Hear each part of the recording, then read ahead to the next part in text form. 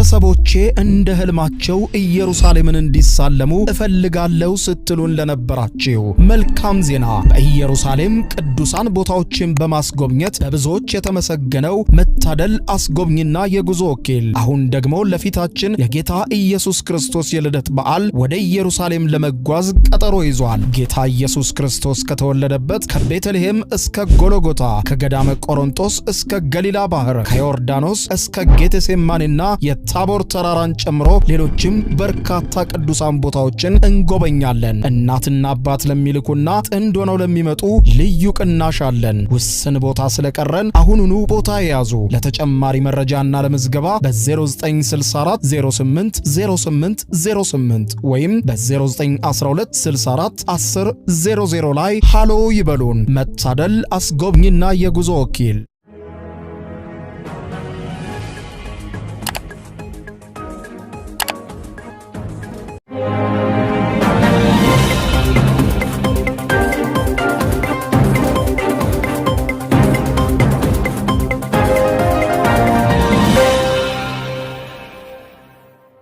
ጤና ይስጥልኝ ክቡራትና ክቡራን የዩቲዩብ ቻናል ቤተሰቦች የሰዓቱን አጫጭር መረጃዎች ይዤ ቀርብ ያለው እስከ ፍጻሜ አብራችሁኝ ቆዩ። ክቡራን አድማጮች የአፋር ክልል የሀገር ሽማግሌዎች የአሰብ ጉዳይን በተመለከተ በጋራ መግለጫ ሰጥተዋል። የሀገር ሽማግሌዎቹ አሰብን በተመለከተ ምን አሉ የምታደምጡት ይሆናል።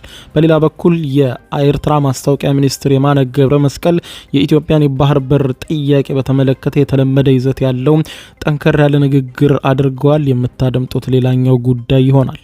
በሌላ በኩል ዶክተር ደብረጽዮን ገብረ ሚካኤል ቃለ ምልልስ አድርገዋል። ዶክተር ደብረጽዮን ገብረ ሚካኤል በቃለ ምልልሳቸው ከኤርትራ ጋር ነገሮችን በእርቅ መፍታት እንደሚፈልጉ ከኤርትራ ጋር ሰላም እንዲወርድም ውሳኔ ማሳለፋቸውንም ጭምር ተናግረዋል። በሌላ በኩል አቶ ጌታቸው ረዳን ሲወቅሱም ተሰምተዋል። ዶክተር ደብረጽዮን ገብረ ሚካኤል አቶ ጌታቸው ረዳን በወቀሱበት ንግግራቸውን በተመለከተ የአቶ ጌታቸው ረዳ የሚመሩት የስምረት ፓርቲ ኃላፊም በጉዳዩ ላይ ምላሽ ሰጥተውበታል። እስከ ፍጻሜ ቆዩ። እነዚህና ሌሎችንም ወቅታዊ ጉዳዮች ታደምጣላችሁ። አብረን እንከታተለው። በቅድሚያ በኢትዮጵያ የባህር በር ፍላጎት ዙሪያ ኤርትራ ማሳሰቢያ አዘል መግለጫ ስታወጣ በአፋር ክልል የሚገኙ የሀገር ሽማግሌዎች ስለ አሰብና ቀይ ባህር ማብራሪያ ሰጥተዋል። አሰብ የኢትዮጵያ ሉዓላዊ ግዛት፣ ቀይ ባህር ደግሞ መውጫ መግቢያዋ ሆኖ ወደ ነባራዊ እውነታው ሊመለስ ይገባል ሲሉ ነው የአፋር የሀገር ሽማግሌዎች የተናገሩት። የኢትዮጵያ ዜና አገልግሎት ያነጋገራቸው የአፋር የሀገር ሽማግሌዎች አሰብ የኢትዮጵያ አካሏ፣ ቀይ ባህር ደግሞ መግቢያ መውጫ በሯ ሆኖ ለዘመናት ስለማገልገሉ በታሪክ የተመዘገበና ዓለም የሚያውቀው ሀቅ መሆኑን አንስተው የአፋር ክልል ሕዝብ ደግሞ ቀይ ባህር አቅራቢያ እያለ የተቆለፈበትና ከባህሩ የተገለለ ሆኖም በፍጹም ሊኖር አይገባውም። በመሆኑም ከዚህ በኋላ መብቱ ሊከበርለት ግድ ይላል ሲሉ አንስተዋል። ከሀገር ሽማግሌዎቹ መካከልም አቶ ጅብሪል አሊናና አቶ ኡስማን ኢብራሂም ኢትዮጵያም በአቅራቢያዋ ከሚገኘው ቀይ ባህር ተነጥላ ፈጽሞ ከዚህ በኋላ ልትቀጥል አይገባትም ብለዋል። በመሆኑም አሰብ የኢትዮጵያ ሉዓላዊ ግዛት፣ ቀይ ባህር ደግሞ የኢትዮጵያ መውጫ መግቢያዋ ሆኖ ወደ ነባራዊው ወደ ቀደመው እውነታ ሊመለስ ይገባል ነው ያሉት። በየትኛውም መመዘኛ ኢትዮጵያና ህዝቦቿን ከቀይ ባህር መነጠል ፈጽሞ አይገባም በማለት አጽንኦት ሰጥተዋል። ለመብታችን መከበር ህጋዊ መሰረታዊ ጥያቄያችንን ይቀጥላል ያሉ ሲሆን የሀገር ሽማግሌዎቹ የኢትዮጵያ የባህር በር ባለቤትነት ጥያቄ በጋራ ከመጠቀም ባለፈ የህይወትና የደህንነት ጉዳይ በመሆኑ የግድ በአስቸኳይ በፍጥነት ምላሽ ሊሰጠው የሚገባ ጉዳይ እንደሆነ ኡስማን አሳስበዋል። ሌላኛው የሀገር ሽማግሌ አቶ መሐመድ ሰዒድ በበኩላቸው የአሰብና የቀይ ባህር ጉዳይ ታሪካዊና ህጋዊ መብታችን ሆኖ ሳለ በዝምታ መኖራችን ሁላችንን የሚያስቆጭ ነገር ነበር ብለዋል። አሁን ላይ ግን ትክክለኛ ምላሽ የሚሻም የሀገር ህልውናና የትውልድ ጥያቄ በመሆኑ በአፋጣኝ ምላሽ ሊሰጠው እንደሚገባ የሀገር ሽማግሌዎቹ ጠይቀዋል። ይህ በዚህ እንዳለ የኢትዮጵያን የባህር በር ፍላጎት በተመለከተ የኤርትራ ማስታወቂያ ሚኒስትር አቶ የማነ ገብረ መስቀል መግለጫ አውጥተዋል። ኢትዮጵያም በቀይ ባህር ዳርቻ ላይ የባህር ኃይል ጣቢያ ማቋቋም ፍላጎት አላት፣ ይኸውም የደህንነት አመክንዮም ሆነ የደህንነት ትሩፋት የለውም ሲሉ የኤርትራው ማስታወቂያ ሚኒስትር የኢትዮጵያን የባህር በር ጥያቄ አጣጥለዋል። የጉዳዩ ዋና ውዝግብ የባህር በር አይደለም የሚሉት አቶ የማነ ኢትዮጵያ ለንግድ አገልግሎት አዋጪ የሆኑ ስምምነቶች ላይ ለመድረስ በርካታ አማራጮች አሏት በሚል ገልጸዋል። የማነ የራስን የባህር በር ማግኘት የሚለው አጀንዳ ግን አደገኛና የኢትዮጵያ ጎረቤቶችን ሉዓላዊነትና የግዛት አንድነት የሚጥስ ነው ብለዋል። የማነ ገብረ መስቀል እንደ ሁልጊዜው ተመሳሳይ ይዘት ባለው በዚህ መግለጫቸው ላይ የንግድ ልውውጡን በቀይ ባህር በኩል የሚያደርግ ማንኛውም ሀገር ቀይ ባህር ዳርቻ ላይ የባህር ኃይል ጣቢያ የማቋቋም ህጋዊ መብት ይኖረዋል ማለት እንዳልሆነም ተናግረው ሁኔታውን እንደወትሮ ተቃውሞታል። በተያያዘ ዜና ከኤርትራ መንግስት ጋር እርቅ መፈጸም ማለት ተጠያቂነት አይሰፍንም ማለት አይደለም ሲሉም በምርጫ ቦርድ ህጋዊ ሰውነቱን ያጣው ህዝባዊ ወያኔ ሓርነት ትግራይ ህወሓትን የሚመሩት ዶክተር ደብረጽዮን ገብረ ሚካኤል መናገራቸው ተሰማ። የህወሓቱ ሊቀመንበር ዶክተር ደብረጽዮን ገብረ ሚካኤል ሆራይዘን ሚዲያ ከተባለ የዩቲዩብ ገጽ ጋር ባደረጉት አዲስ ቃለ ምልልስ የፕሪቶሪያዊ ሰላም ስምምነት ላይ የሚነሱ እንከንና ውዝግቦችን ከቀናት በፊት በተጠናቀቀውን የማዕከላዊ ኮሚቴ ስብሰባቸውን ውሳኔዎች እንዲሁም ከኤርትራ ጋር ጀምረውታል ስለሚባለው ድብቅ ግንኙነትና ሌሎችም ወቅታዊ ጉዳዮች ላይ ማብራሪያ የሰጡት ዶክተር ደብረጽዮን ገብረ ሚካኤል የህወሓት ማዕከላዊ ኮሚቴ ስብሰባውን ማጠናቀቁን ተከትሎ ባወጣው የአቋም መግለጫ ና ውሳኔ ከሌሎች ኃይሎችና ከኤርትራ ጋር ሰላማዊ ሁኔታን መፍጠር እንደሚገባ መግለጹን ተከትሎ ከኤርትራ ጋር አለ ስለሚባለው ግንኙነት እንዲሁም የተጠያቂነት ጉዳይ በሚመለከት ለቀረበላቸው ጥያቄ ዶክተር ደብረጽዮን በሰጡት ምላሽ ከኤርትራ መንግስት ጋር እርቅ መፈጸም ማለት ተጠያቂነት አይሰፍንም ማለት እንዳልሆነ ገልጸው የፕሪቶሪያውን ስምምነት ከፌዴራል መንግስት ጋር ስንፈራረም ሰላማዊ ሁኔታ ቢፈጠርም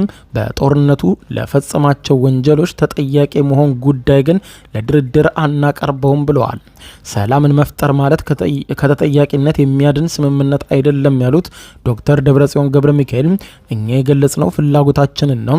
አመራር የሌለበት ሰላም ሊሆን አይችልም ያሉ ሲሆን የፕሪቶሪያው ስምምነትም የተፈጸመው በፕሪቶሪያ እንዲህ ካለ ድርጊት ፈጻሚ ጋር ነው በማለት ገልጸው ድርጊቱን የፈጸሙ ሁሉም መጠየቅ አለባቸው፣ ከተጠያቂነት ነጻ አይሆኑም በማለት ገልጸው ነገር ግን ከኤርትራ ጋር ሰላም መፍጠር አለብን ያሉት ዶክተር ደብረጽዮን ገብረ ሚካኤል ከኤርትራ ጋር ረዥም ድንበር የምንጋራ በመሆኑ በሁሉም አቅጣጫ ከኤርትራ ጋር ሰላም እንፈልጋለን።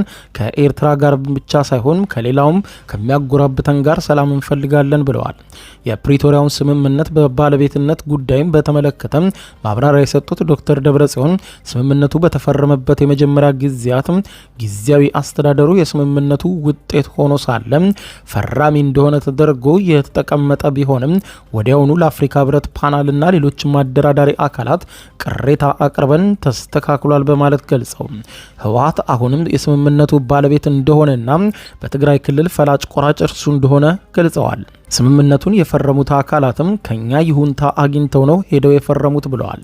በአቶ ጌታቸው ረዳ በሚመራው የስምረት ፓርቲ በኩል የቀረበውን የባለቤትነት ጥያቄ የተመለከተ አገላለጽ ውድቅ ያደረጉት ዶክተር ደብረጽዮን ገብረ ሚካኤል ስምምነቱ በተፈረመበት ወቅት ከአቶ ጌታቸው ረዳና ዶክተር ደብረጽዮን ውጪ ሌተናል ጀነራል ጻድቃን ገብረትንሳኤን ጨምሮ ሌሎችም በስምምነቱ ወቅት ህወሓትን ወክለው የተገኙ ሰዎች የህወሓት አባላት እንዳልነበሩ በማንሳት ይሄ ሆኖም የተላኩት የትግራይን መንግስት ወክለው እንጂ ህወሓትን ወክሎ የተላከ አንድም ልኡክ አልነበረም ሲሉ በህወሓት በኩል ከሄዱት ሁለት ተወካዮች ውጪ ህወሓትን በመወከል የሄዱ የሉም። ነገር ግን ጦርነቱ በወቅቱ ሁሉንም ወገኖች ያሳተፈ በመሆኑ በስምምነቱ ወቅትም ህወሓትን ጨምሮ ከተለያዩ አካላት የተውጣጣ እንደመሆኑ ልኡኩ የህወሓትን ብቻ እንዳልሆነ መታወቅ አለበት በማለት ገልጸዋል።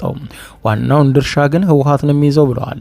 ምንም እንኳን ዶክተር ደብረጽዮን የአፍሪካ ህብረትም ሆነ ሌሎች አካላት ስምምነቱ በፌዴራል መንግስቱና በጊዜያዊ አስተዳደሩ መካከል ተፈጽሟል በሚል ያቀረቧቸው ጽሁፎችን እንተቻለን ያሉት ዶክተር ደብረጽዮን የአፍሪካ ህብረትም ስምምነቱ በፌዴራል መንግስቱና በህወሓት መካከል በሚል እንዳስተካከለውና የትግራይ ጊዜያዊ አስተዳደርም የስምምነቱን ውጤት መሆኑን የገለጹ ቢሆንም በአቶ ጌታቸው ረዳ የሚመራው የስምረት ፓርቲ ምክር ቤት አባል አቶ ጣመ አረዶም በበኩላቸው የህወሓት ህጋዊነቱን በመነጠቁ ስምምነቱ ያለ ባለቤት መቅረት እንደሌለበትና የትግራይ ህዝብ መጎዳት እንደሌለበት ገልጸው ስምምነቱን በወቅቱ የፈረሙ ሰዎች እስካሉ ድረስ ስምምነቱ ያለ ባለቤት መቅረት የለበትም ብለዋል።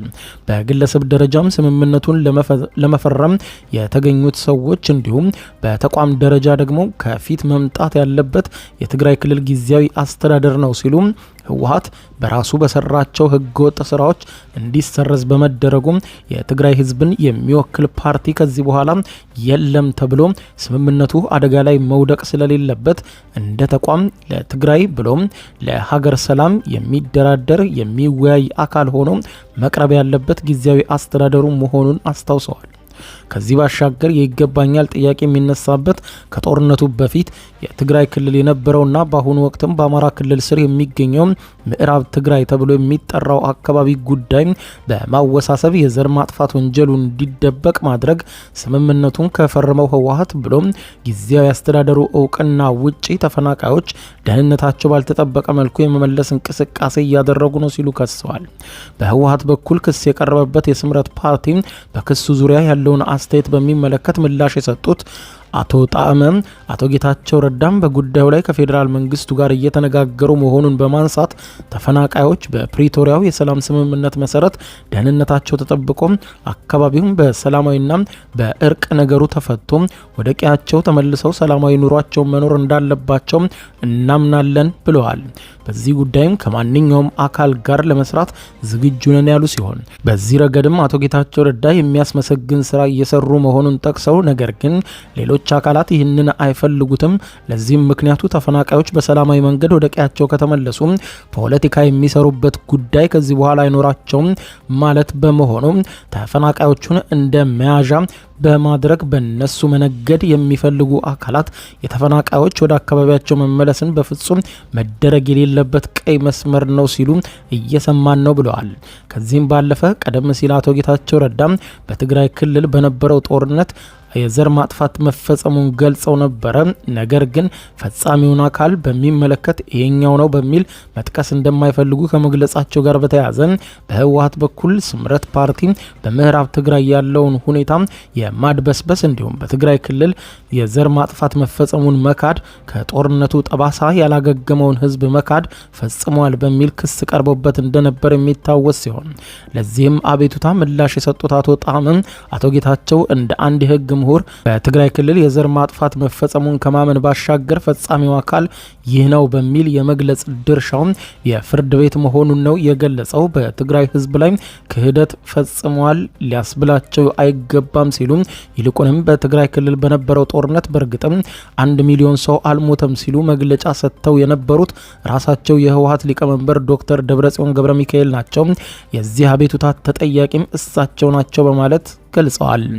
ኩራን አድማጮች ለሰዓቱ ብታደምጧቸው መልካም ናቸው ያልኳቸው አጫጭር መረጃዎች የሰማችኋቸው ናቸው። ከሰዓታት በኋላም በሌላ መረጃ ተመልሰን እስከምንገናኝ በያለንበት የዓለም ዳር ቸር እንቆይ።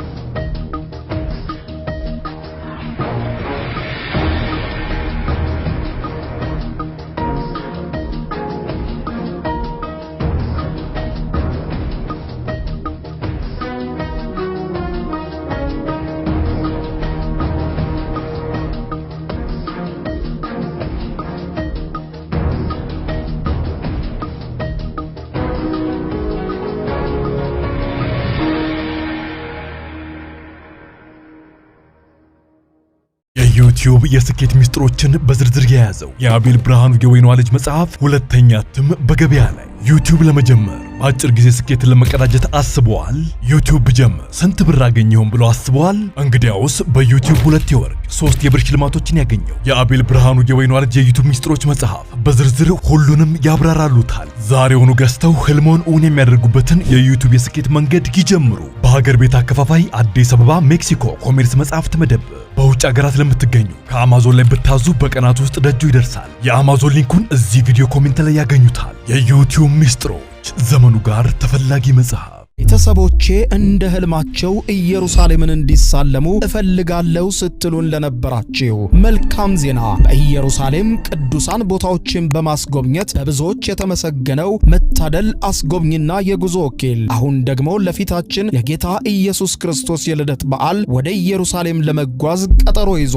ጌታ ኢየሱስ ክርስቶስ ከተወለደበት ከቤተልሔም እስከ ጎልጎታ፣ ከገዳመ ቆሮንቶስ እስከ ገሊላ ባህር፣ ከዮርዳኖስ እስከ ጌቴሴማኒና የታቦር ተራራን ጨምሮ ሌሎችም በርካታ ቅዱሳን ቦታዎችን እንጎበኛለን። እናትና አባት ለሚልኩና ጥንድ ሆነው ለሚመጡ ልዩ ቅናሽ አለን። ውስን ቦታ ስለቀረን አሁኑኑ ቦታ ያዙ። ለተጨማሪ መረጃና ለምዝገባ በ0964 08 08 08 ወይም በ0912 64 10 00 ላይ ሃሎ ይበሉን። መታደል አስጎብኝና የጉዞ ወኪል